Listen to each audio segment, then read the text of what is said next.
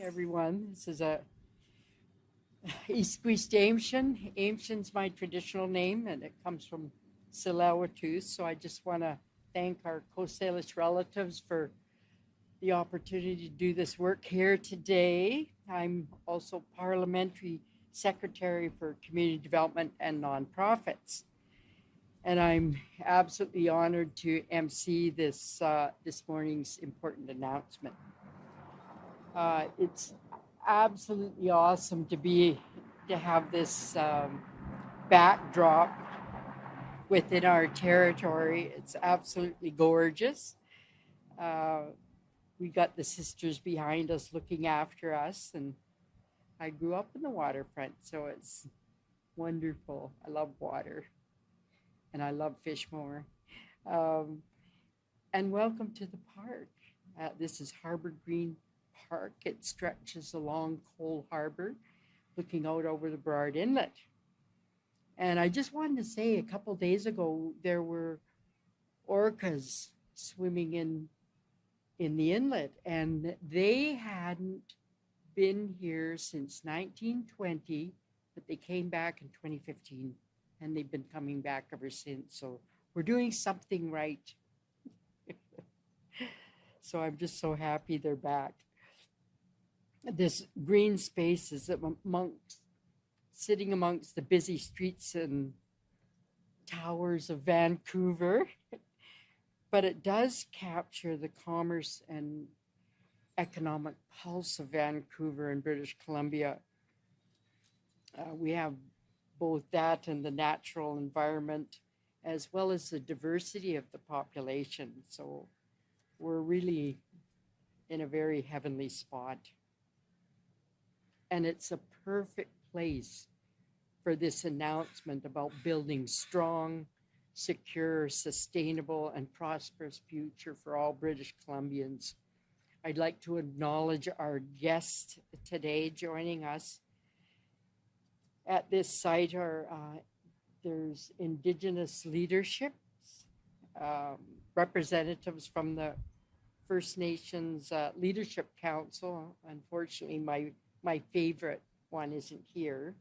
We had a very long drive yesterday, so he's still sleeping. We have First Nations Energy and Mining Council representatives. We have representatives from labor unions, from industry, and most importantly from environment and clean energy associations and organizations, and from the Canada Infrastructure Bank staff and executive from BC Hydro, and a number of Vancouver area MLAs. I see the Honorable Terry Young. So thank you very much for being with us today and joining me up here to make this announcement, or of course our very own Premier David Eby, the Honorable Adrian Dix, who's the Minister of Energy and Climate Solutions, Chris O'Reilly, who's President and CEO of BC Hydro, and Kwatuuma Cole Sayers, who's the Executive Director of Clean Energy Association of British Columbia. So it's a pleasure now to invite Premier Eby to the podium with today's important announcement. Thank you. Thanks, Joan. There you go. Awesome. Thanks, Joan. Yeah. Thank you so much. Thanks so much, Joan. It's great to see everybody here. What a beautiful day in Vancouver. You can see why tourism numbers are setting records here in British Columbia. It's a beautiful place to be, whether you're in downtown Vancouver, in the far north, the east, the west, the interior, out on the island. You can't beat British Columbia. And for those of you who are staying close to home this year for your family vacations, thanks for doing that. And for those of you who are visiting British Columbia, welcome. It's great to be here. I am really glad to see special guests out in the audience. I see Robert Phillips out there. I see Terry Young, MLA for downtown Vancouver. I see Michael Goring from the Mining Association. It's very good to see a good group of people out here for today's announcement. And it reflects the importance of the work that we're doing here. You know, our country is under direct attack by the United States, specifically by the President of the United States, Donald Trump. Unfortunately, we're not unique in that. We're seeing an attack around the world on allies, particularly of the United States, from the president.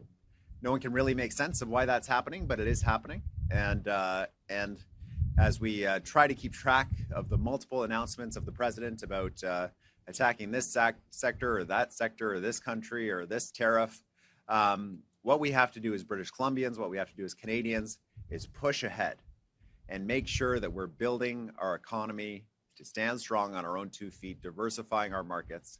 And the proud thing for British Columbians is, although this is a time of great uncertainty and challenge for major industries in our province and in our country, is that we know that our province is positioned to be the engine of the new economy that we're building here in Canada.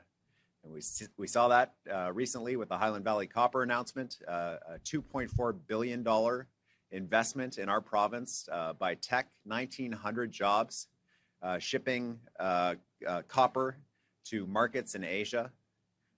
We've seen that through major investments. We shipped our first LNG cargo, the first Canadian LNG cargo ever, out of our northwest port in Kitimat to Asia. We are developing more than $50 billion in capital projects in this province that are either shovel ready or are in approvals processes that we are excited about that are going to build this economy. So while there are challenges out there, we know that we will be the engine of the Canadian economy going forward in this very difficult time as we restructure to protect our sovereignty and protect Canadian jobs and respond to the attacks from White House that up until very recent memory was a close ally of Canada's. Now, there's something special about that engine in British Columbia, and that is that our engine is electric. One of our big advantages here in British Columbia is clean, cheap electricity. It attracts industry, it keeps industry here. And one of the things we know is that projects that are proposing to come to our province need to use more and more electricity than ever before. They want to use clean electricity, and in doing so, they produce the lowest carbon products in the world, and it doesn't matter what it is that's produced. We set records for having very low carbon emissions when products are produced here in British Columbia. And so that's one of the reasons why you saw a couple of months ago an announcement much like this over on Vancouver Island. We announced a call for power for BC Hydro. A call for power is not He-Man standing in front of Castle Grayskull. This is that's a Gen X reference. May not land for everybody. It's an open call to independent power producers, First Nations communities. If you have an opportunity to generate electricity for our province, bring it forward. BC Hydro will work with you and award a contract to buy that electricity from you. So we did that first call for power. It was oversubscribed, 5,000 gigawatts of electricity, enough to power 500,000 homes through clean energy, through wind power, through solar. Very impressive in that the 9 of the 10 projects are majority Indigenous owned, and the 10th at 49%, clear partnerships between industry and First Nations and local communities across the province. Very inspiring stuff, and delivered at a cost that was 40% less than the 2015 BC Hydro call for power. So ensuring that we're continuing to provide affordability around hydro, that we're building our economy, representing billions of dollars in private investment in our province, creating jobs, prosperity in remote communities, including in First Nations. A hugely successful first call. So that is why we're gathered here today as an announcement that we're building on that success of the first announcement, that we are building more energy here in British Columbia. Today I'm announcing a second call for power, an additional 5,000 gigawatts of clean energy that we're calling for to be produced here in British Columbia, enough to power 500,000 homes, as well as major industrial projects across the province. It is an economic driver in every corner of British Columbia for communities right across this beautiful province of ours. And it's a reflection of two things. One is our commitment to grow our economy, to ensure that we're standing strong as British Columbians, we're relying on our advantages, and we're supporting growth in the industries in which we're strong. And the second is that we believe that climate change is real, that we understand that we have a role to play here in British Columbia in driving down emissions, and clean electricity is the way that we're going to do it. and we're going to address climate change at the same time as we're growing our economy.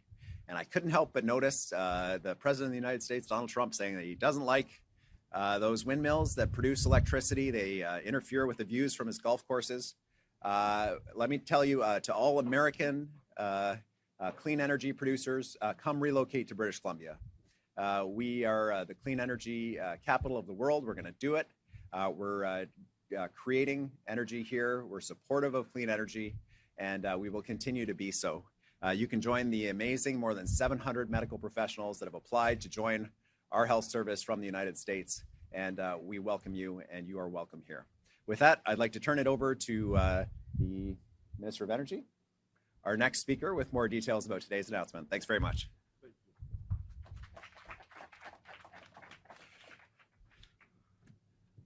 Thank you. It's great to be here today. It's great to be here with friends and guests and advocates of clean energy and advocates of economic growth and advocates of action against climate change today. Today we're announcing, and it's out, the request for proposal for this second call for power in 15 months. It's a significant proposal. We're expecting to get from this proposal 5,000 gigawatt hours of clean, renewable electricity annually. Large projects, this time there's no maximum project size cap as there was in the first call for power, and a minimum of 25% equity ownership with options at higher levels, as we saw in the first call for power, and incenting additional benefits outside of equity ownership. We'll be awarding these electricity purchase agreements in early 2026 on or around March the 10th. We expect projects will be in operation from these two calls for power between 2028 and 2033.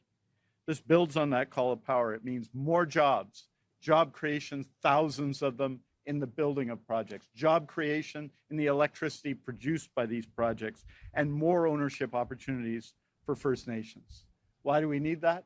Because the opportunities in British Columbia, as the Premier has just said, are strong and almost unprecedented, particularly, for example, in our mining sector. And that will be powered in British Columbia by clean electricity.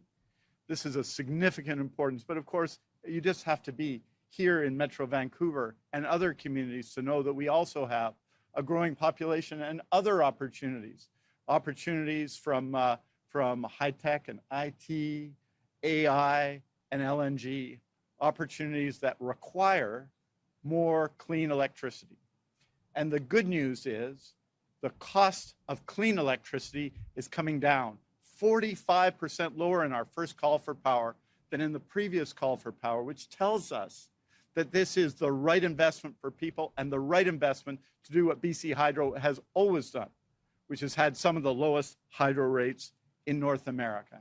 And it builds on a broader program that the Premier talked about, that we announced in May and have been laying out over the last number of months. A request for expressions of interest of firm power, which support other forms of renewable energy. That deadline is September.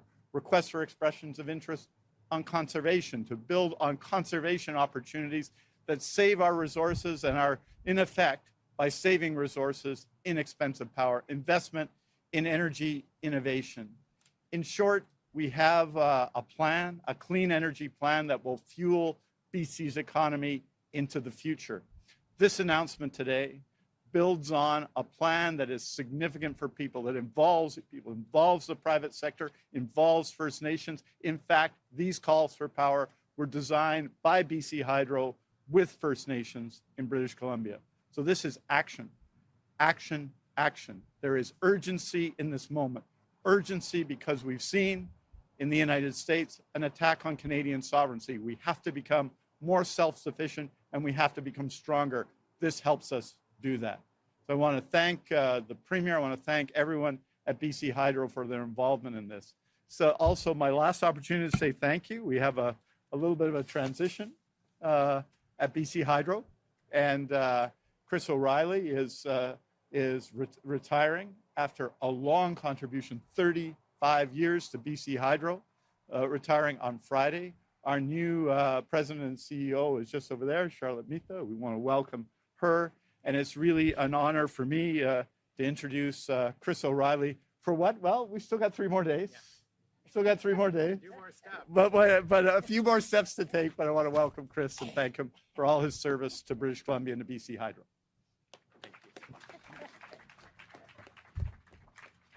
Well, thank you so much, Minister, for your kind words. It's great to be here on the territory of the Musqueam, Squamish, and Tsleil-Waututh First Nations for this really important announcement, and a privilege to stand before you today to talk about the path ahead, one that's powered by our province's abundant natural resources, renewable power, and lasting partnerships.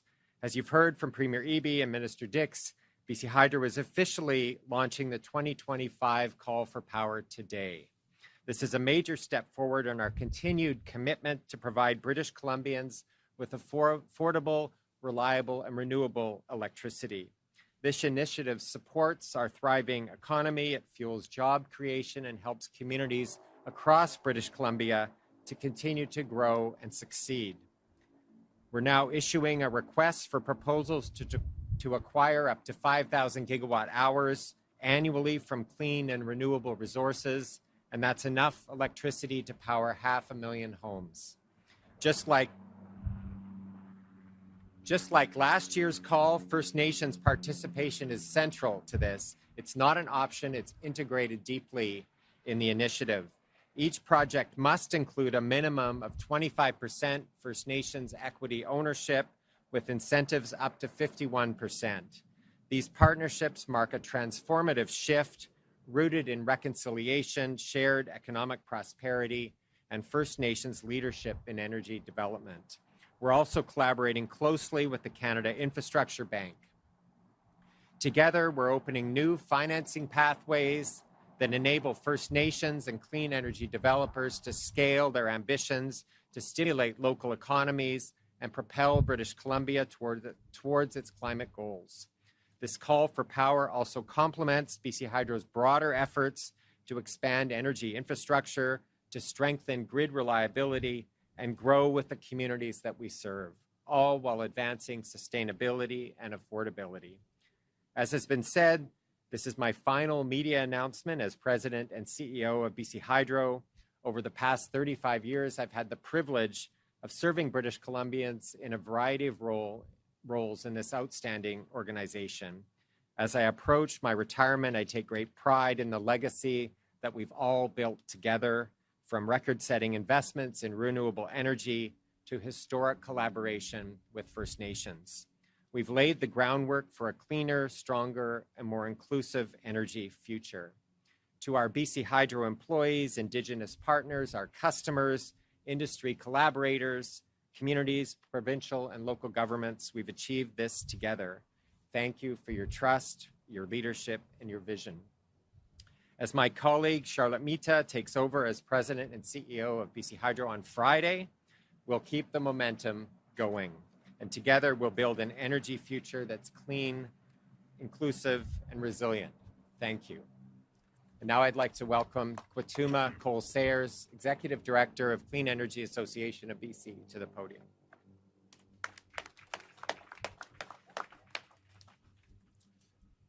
Thank you, Chris. I hope you can have some downtime in your retirement. I just want to thank, on behalf of the clean energy industry, just want to thank you for your leadership and your time at BC Hydro. And we welcome Charlotte Mita and her time. We look forward to working with you. It's an honor to join you on the territories of the Squamish, Musqueam, and Tsleil-Waututh nations. Thank you to Abshin, Joan Phillip for the wonderful welcome here, and to the Premier and the Minister of Energy for welcoming the Clean Energy Association of British Columbia to speak here today. We're honored to be here on the launch of the 2025 Call for Power. My name is Kwatuuma Cole Sayers, and I'm the Executive Director of Clean Energy Association of British Columbia. The launch of the second Call for Power, along with a clear commitment to future calls every 2 years, is an important and necessary step in building the electricity infrastructure that we need to power our province. These calls send a strong signal to the clean energy sector, to investors, and to communities that British Columbia is serious about planning ahead and making the long-term commitments required to meet future demand. At Clean Energy BC, we believe that clean power development is most successful when First Nations are at the center of the process. When nations lead projects on their territories, working in partnership with industry, and supported by meaningful government engagement, the results generate lasting benefits for all British Columbians. These projects will deliver long-term jobs, attract world-class investment, strengthen environmental stewardship, and provide stronger economic growth. The approach announced today advances economic reconciliation. It recognizes the rights and leaderships of nations to own and shape clean energy projects on their lands, guided by their own values and stewardship of their projects. Through collaboration, benefits will flow into communities across the province and create lasting prosperity for First Nations and local communities and all British Columbians. Clean Energy BC applauds continued collaboration on clean energy projects as meaningful path forward for reconciliation, energy security, and opportunities that will benefit all British Columbians.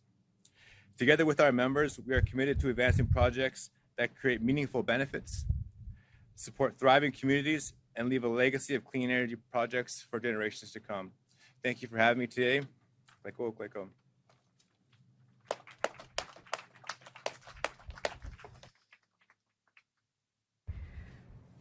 Oh, thank you so much. I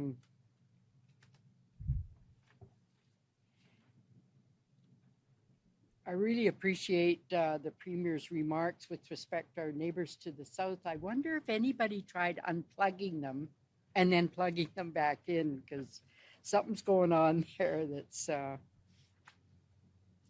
just not right. And it's not just hurts them, it hurts all of us.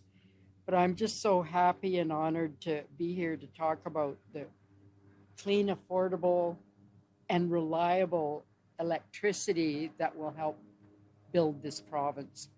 Clean energy power will forward us into a bright and sustainable future.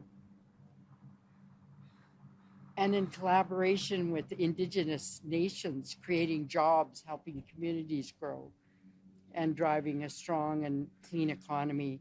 It's been my privilege to participate in this morning's announcement. So I'd like to thank you, everyone here in Harbor Green Park, and to those joining online. So we're going to have a few photographs, and then we'll open up the floor for questions. Okay. Thank you, MLA Phillip, and thanks everyone for joining us here today at Harbor Green Park in Vancouver. We're going to start with questions from the media. All media will have one question and one follow-up. For media on the phone line, please remember to press *1 to enter the queue. We're going to start here on the ground with Dimitra Maragos from CTV. Hi, Premier Eby. Hi. Yeah. Hi, Dimitri Maragos, CTV News. So a coalition of municipal Metro Vancouver councillors is urging you to overturn a behind closed doors decision by the Metro Vancouver Board to suspend an independent review of the beleaguered North Shore wastewater treatment plant, now which what they're saying is billions over budget. Will you step in to overturn this decision? Why or why not? Yeah, thanks for the question. We're reviewing the decision of Metro Vancouver to delay doing a full review. My understanding of the reason for the decision not to proceed with a review that Metro had committed to and promised to us that they would deliver is their concerns about impacts that it could have on litigation that they have with the company that's actually building the wastewater treatment plant.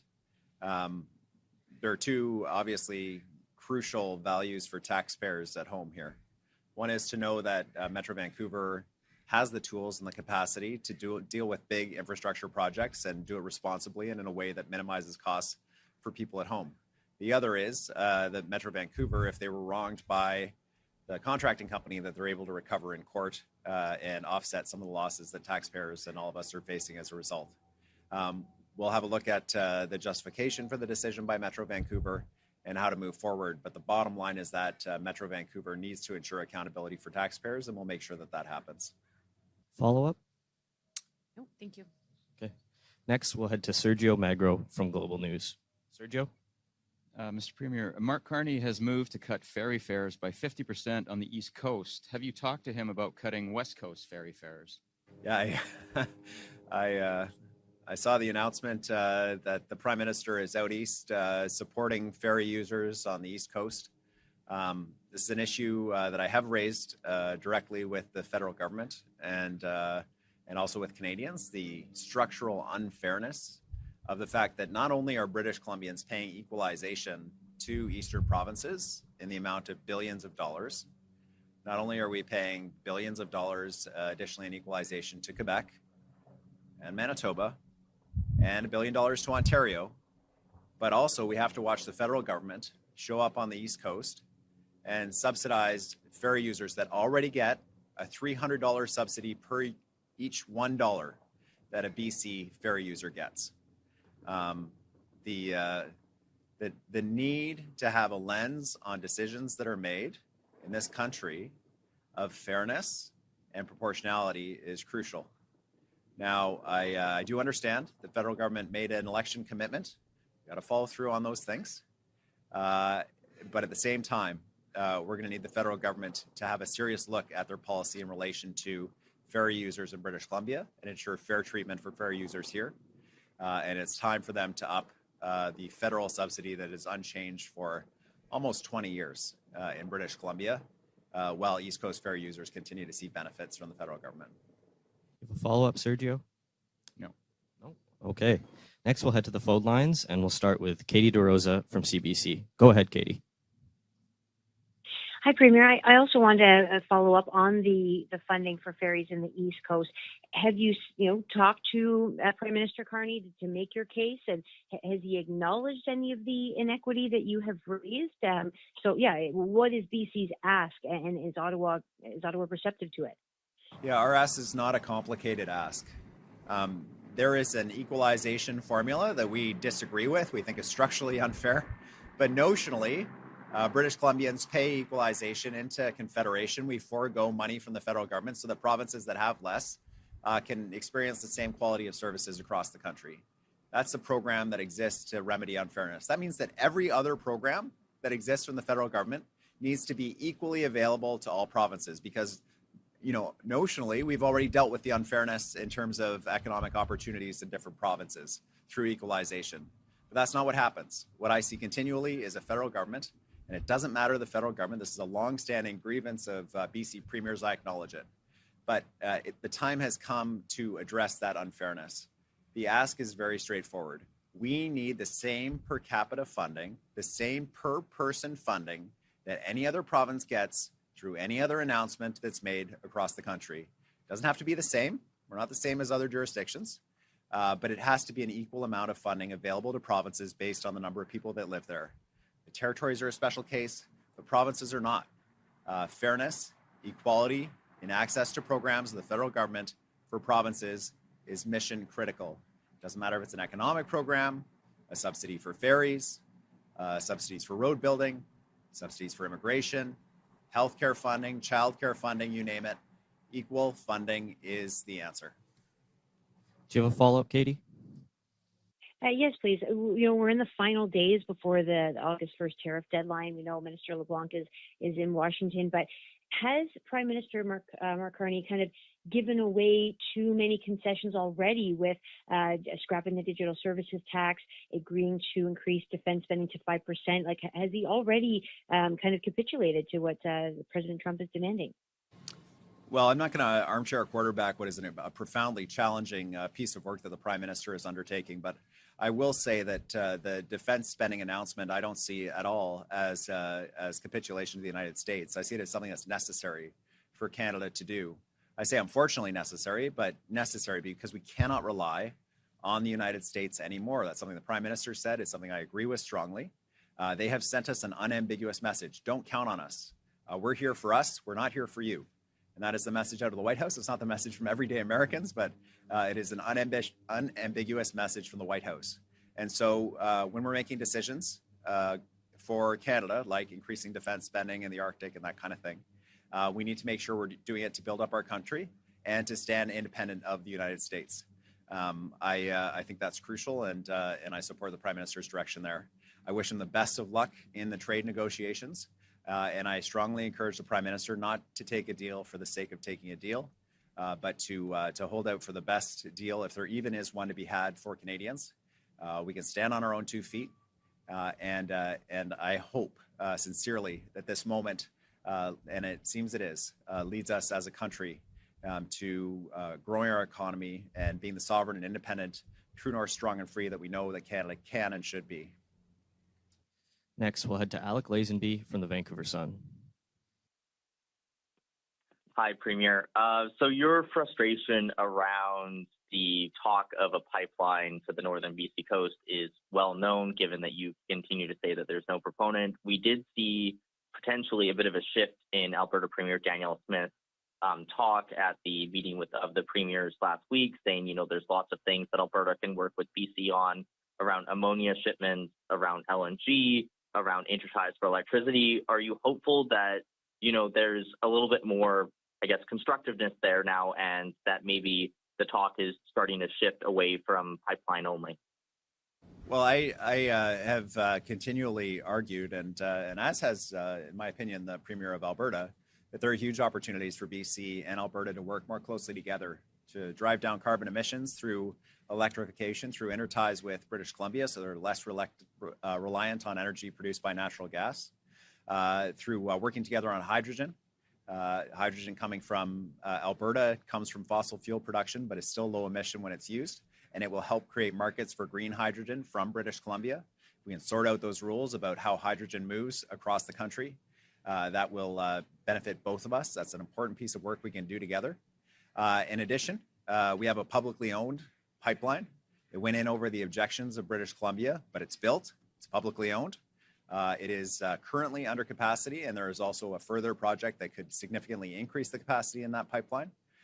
These are the kinds of things that we can bring on quickly to respond to Alberta's concern about capacity without having to address or lift the widely supported ban on oil tankers off our northwest coast, and to ensure that nations off the northwest coast remain supportive of the work we're doing up there in relation to the ports and some LNG projects.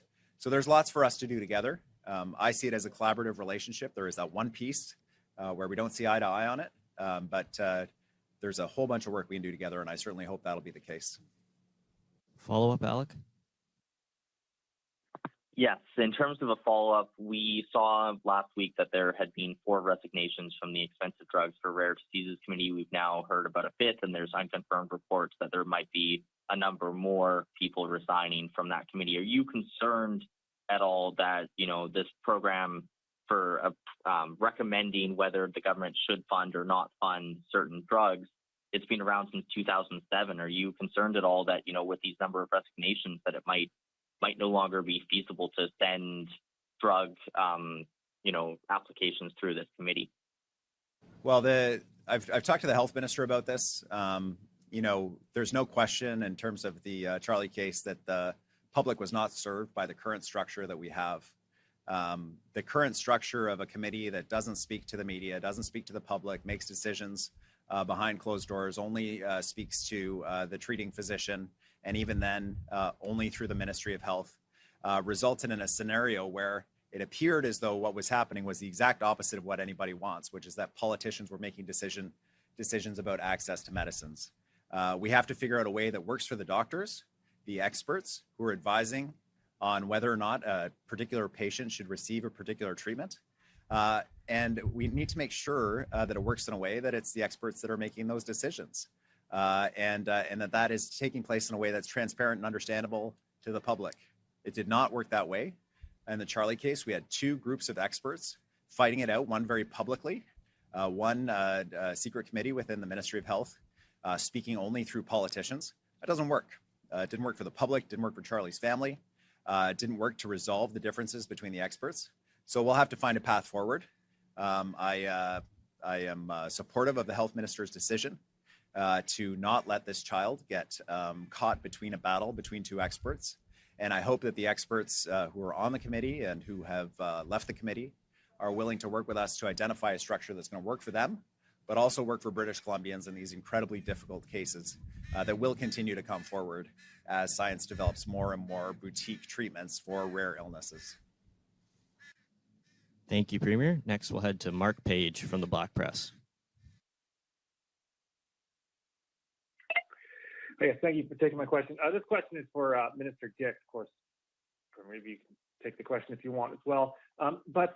Minister, why did you use an order in council to expand Bill 14 to include all future wind and solar projects in level 1 streamlining just 1 month after passing the bill? Like, why not include those in the bill in the first place to be fully transparent when MLAs were voting on the bill?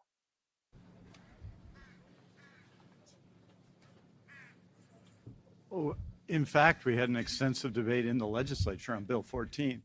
We listed off the projects in the first round of the call for power, the 9 wind projects which applied, and the North Coast transmission line. We also have the capacity to expand it to other projects that are identified. So all that's happened is that the bill has been brought into force on an interim basis, and we're working now on the regulations together with many stakeholders, most especially First Nations, so the bill is fully brought in force as quickly as possible. Do you have a follow-up, Mark? Yeah, the projects that are, in this RFP, are these eventually going to be moved into Bill 14's level 3 streamlining? This RFP, as we've just said in the presentation, Mark, doesn't apply in particular to one technology. So we'll see the result of this competitive call for power and what projects are in the best interest of British Columbia, and that will be announced. The companies that succeed in the call for power will be announced next March.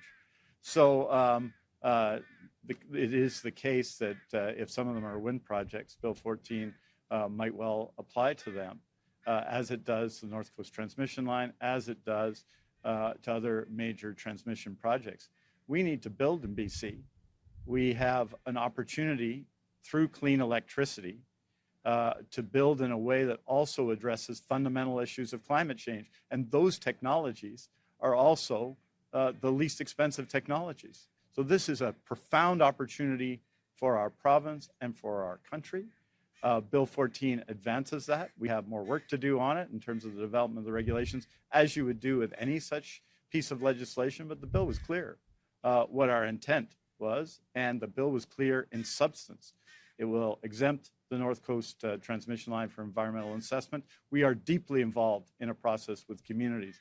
It applies the regulation of the BC Energy Regulator to the North Coast transmission line, as it does to the 9 successful wind projects that's gone forward and future renewable energy projects. We did this in oil and gas around 1998. We're doing it with renewable energy now. It makes sense that we take advantage to be what the Premier has said is set for me as our ambition, which is to be a clean energy superpower. Thank you, Minister Dix. Next, we'll head to Wolfgang Deppner from the Canadian Press. Go ahead, Wolf. Yeah, hi, good morning. Thank you for taking my question, Premier. Premier, can you just go back to the ferry issue? So that ferry service is a constitutionally mandated service. The federal government also a long time ago promised that BC would get, in fact, a connection or a railway connection to Vancouver Island. Can you sort of talk about the optics, the ongoing optics of the federal government continually ignoring BC when it comes to long-standing promises of equality? Thank you. Thanks, Wolf. Well, I this afternoon will be meeting with federal Liberal MPs from British Columbia to discuss with them how we can make sure that British Columbia remains on the radar of the federal government, that any time an announcement is made about funding for the East Coast, for Quebec, for Ontario, that there's somebody in the caucus that's putting up their hand and saying, is this program available on an equal basis to British Columbia? It's a relatively straightforward test that I hope will be ingrained in the mind of the Prime Minister going forward. Through our efforts, we're going to be heading out to Ottawa in September to meet with the Prime Minister and with ministers. We're continually reminding the Prime Minister about how British Columbia is positioned to lead this country's economy. And with even a fraction of the support we see in Eastern Canada, we can deliver tens of billions of dollars in economic activity from the private sector right here at home and help grow our national economy. I do worry, and I'm always concerned about the proximity of Ottawa to Quebec. It's right beside. And the fact that Ottawa is located in Ontario, that British Columbia is not front of mind. And so we're going to do all we can to make sure that that's the case, that we're front of mind, and that Ottawa is considering, when they launch a new program, how other provinces can participate in an equal basis. And this ferry decision is a classic example of that. Follow up, Wolf? Yes, I do. Thank you. When Mark Carney was campaigning in BC in April, he talked about Canada being at a hinge moment in invoking Winston Churchill. Yesterday, the European Union and the United States announced their trade deal, and the term appeasement is making the rounds when it comes to that particular agreement. How worried are you that the August 1st agreement, or the August 1st deadline, will be colored by what transpired yesterday between the European Union and the United States? Thank you.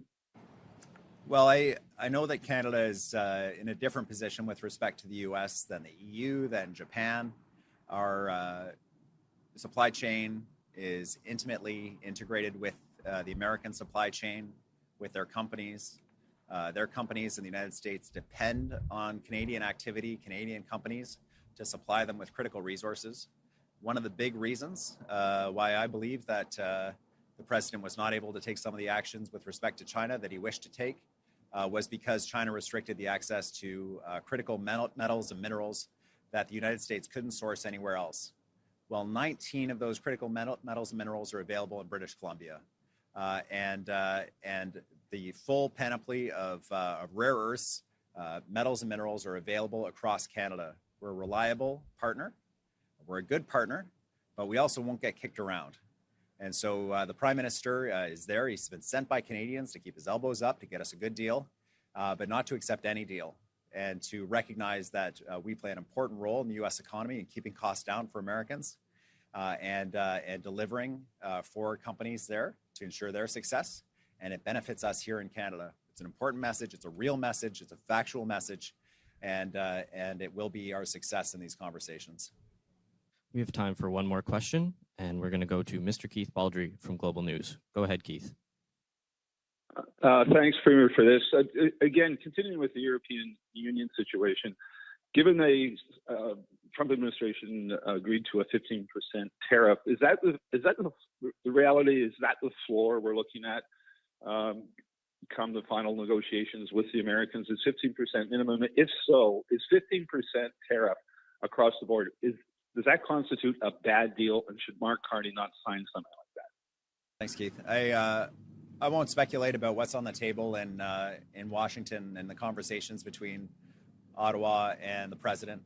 I have confidence that the Prime Minister will do his best to deliver a good deal for Canadians. One of the opportunities that I can see in terms of delivering a good deal for Canadians is the softwood lumber issue. There's $8 billion in a bank account just sitting there that could benefit American and Canadian industry alike in growing the market. The current tariff system is cumbersome. It is unpredictable, affecting both American and Canadian producers. There are proposals on the table that would bring stability to American and Canadian producers, increase profitability for American producers, provide stability for Canadians, and there's a real chance of solving it. I'm strongly encouraging the Prime Minister to see if he can take a piecemeal approach with the President and identify those wins, maybe create some momentum. But who knows what's on offer from the President? Nobody knows. The thing about the EU deal that I find significant is not the tariff amount between the EU and the US, but that this presents a generational opportunity for Canada to leverage a new relationship with the EU. The United States just finished putting the boots to the EU, sticking their finger in their eye, telling them that they weren't pulling their weight, that they're a bad partner, that they don't like them. This is all these messages out of the White House towards the EU. What better time for Canada to show up and say, we're a good partner, we want to work with you. The EU is a massive economy. They need our resources. They need the opportunities that we represent.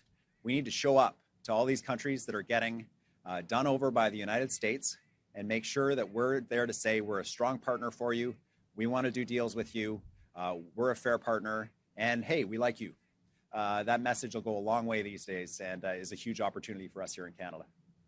Do you have a follow-up, Keith?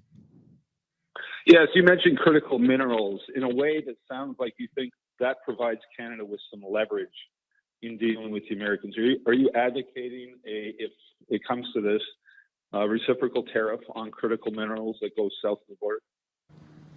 Well, I just think that there's an insufficient consideration in the White House of the depth of the integration between Canada and the United States.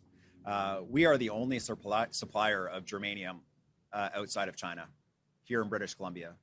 And I'm willing to bet that the vast majority of British Columbians, myself included, had no idea what germanium was prior to this trade war. But it turns out it is a critical mineral that is needed for the production of advanced night vision goggles, along with other critical technological devices. You can only get it from the Tech Smelter in Trail, BC. And interestingly, the feedstock for that comes from a mine in Alaska. And so this is how Americans and Canadians are working together. And if we're not thinking about that integration, if the president's not thinking about that integration, then he's doing Americans a great disservice. And there are many other countries around the world that are thinking about their supply chain, that are thinking about where they're going to get these metals and minerals from. And we can work with them, and we can provide these to the world, and we will do so. Thank you, everyone. That concludes today's event.